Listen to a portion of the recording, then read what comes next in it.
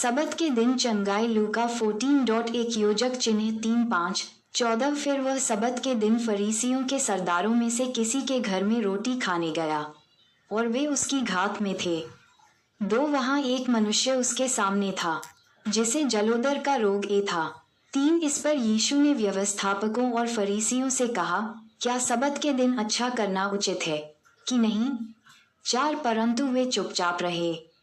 तब उसने उसे हाथ लगाकर चंगा किया और जाने दिया। 5 और उनसे कहा, तुम में से ऐसा कौन है जिसका पुत्र या बैल कुएं में गिर जाए और वह सबत के दिन उसे तुरंत बाहर न निकाल ले? 6 वे इन बातों का कुछ उत्तर न दे सके। अतिथियों का सत्कार 7 जब उसने देखा कि आमंत्रित लोग कैसे मुख्य जगह चुन लेते हैं तो एक दृष्टांत देकर उनसे कहा, 8 जब कोई तुझे विवाह में बुलाए तो मुख्य जगह में न बैठना, कहीं ऐसा न हो कि उसने तुझ से भी किसी बड़े को नेवता दिया हो। 9 और जिसने तुझे और उसे दोनों को नेवता दिया है आकर तुझसे कहे, इसको जगह दे, और तब तुझे लज्जित होकर सबसे नीची जगह में बैठना पड़े। 10 पर जब तू बुलाया जाए तो सबसे नीची जगह जा बैठ, कि जब वह जिसने तुझे नेवता दिया है आए तो तुझसे कहे, हे मित्र, आगे बढ़कर बैठ, तब तेरे साथ बैठने वालों के सामने तेरी बड़ाई होगी। नीति 25 6 7 11। क्योंकि जो कोई अपने आप को बड़ा बनाएगा वह छोटा किया जाएगा, और जो कोई अपने आप को छोटा बनाएगा वह बड़ा किया जाएगा। प्रतिफल 12। तब उसने अपने नेवता देने वाले से भी कहा, जब तू दिन का या रात का भोज करे तो अपने मित्रों या भाइयों या कुटुंबियों या धनवान पड़ोसियों को न बुला, कहीं ऐसा न हो कि वे भी तुझे नेवता दें और तेरा बदला हो जाए। 13 परंतु जब तू भोज करे तो कंगालों, टुंडों, लंगड़ों और अंधों को बुला। 14 तब तू धन्य होगा, क्योंकि उनके पास तुझे बदला देने को कुछ नहीं, परंतु तुझे धर्मियों के जी उठने भी पर इसका प्रतिफल मिलेगा।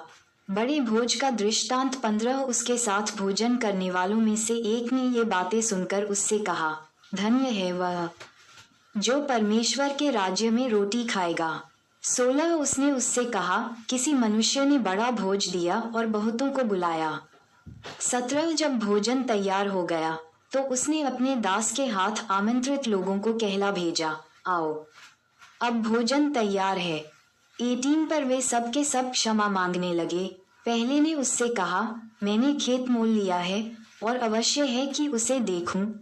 मैं तुझसे विनती करता हूँ, मुझे क्षमा कर दे। 19 दूसरे ने कहा, मैंने 5 जोड़े बैल मोल लिए हैं और उन्हें परखने जा रहा हूँ। मैं तुझसे विनती करता हूँ, मुझे क्षमा कर दे। 20 एक और ने कहा, मैंने विवाह किया है इसलिए मैं नहीं आ सकता। 21 उस दास ने आकर अपने स्वामी को ये बातें कह सुनाई। तब घर के स्वामी ने क्रोध में आकर अपने दास से कहा, नगर के बाजारों और गलियों में तुरंत जाकर कंगालों, टुंडों, लंगड़ों और अंधों को यहाँ ले आओ। 22 दास ने फिर कहा, हे स्वामी, जैसे तूने कहा था वैसे ही किया गया है, फिर भी जगह है। 23 स्वामी ने दास से कहा, सड़कों पर और बारों की ओर जाकर लोगों को बरबस ले ही आ, ताकि मेरा घर भर जाए। 24 क्योंकि मैं तुमसे कहता हूँ कि उन आमंत्रित लोगों में से कोई मेरे भोज को न चख पे ए की मात्रा ग पे आ की मात्रा सी। कौन यीशु का चेला बन सकता है? 25 और जब बड़ी भीड़ उसके साथ जा रही थी तो उसने पीछे फिरकर उनसे कहा, 26 यदि कोई मेरे पास आए और अपने पिता और माता और पत्नी और बच्चों और भाइयों और बहनों वरन अपने प्राण को भी अप्रिय न जाने तो वह मेरा चेला नहीं हो सकता।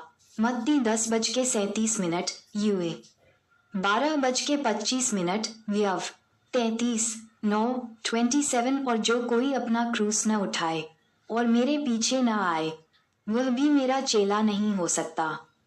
28 तुम में से कौन है कि गढ़ बनाना चाहता हो और पहले बैठकर खर्च न जोड़े कि पूरा करने की सामर्थ्य मेरे पास है कि नहीं।